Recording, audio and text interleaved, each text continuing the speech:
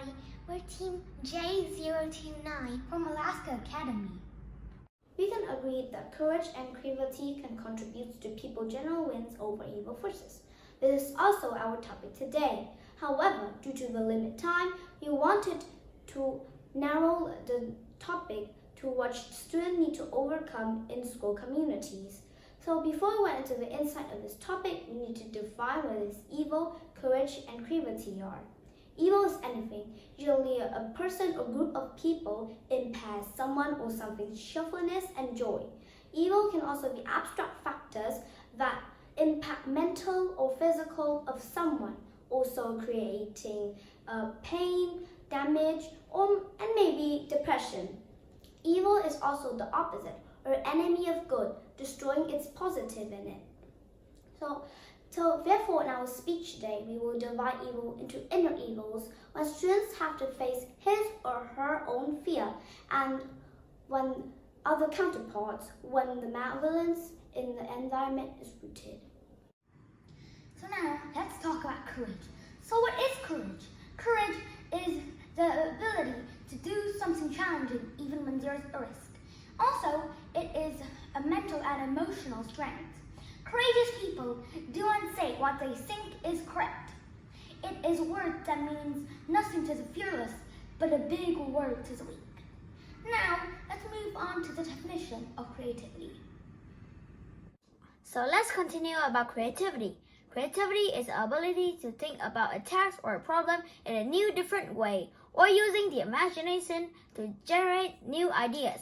Creativity enables you to solve complex problems or finding the interesting way to approaching tasks. If you are creative, you look at things in a unique perspective. You can find patterns and make connections to find opportunities. There are some risks involved with being creative, but you can show yourself motivated to try things that haven't done before. This is an example of courage and evil that I, as an individual, have faced my inner self. The English Festival was a prominent English contest in my school, and I was chosen to be the presenter last year.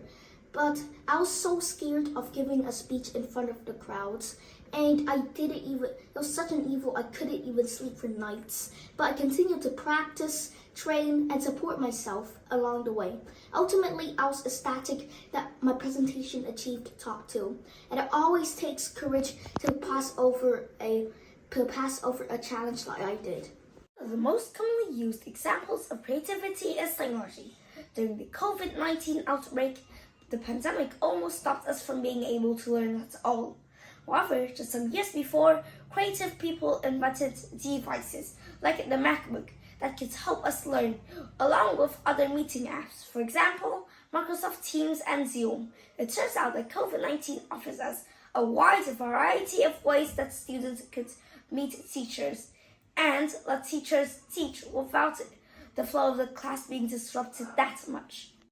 To talk about evils in school, the most familiar ones are bullying and the bullies themselves. For courage, we have victims of bullying standing up to face their tormentors. It's not easy to speak up or share difficulties with somebody, but we must be brave. And lastly, about creativity and how it helps. In my school, we did a campaign about how to stop bullying. We did lots of activities such as making posters, doing role plays, and doing speeches. These are all examples of creativity and courage preventing evil in school. Thanks for listening and goodbye!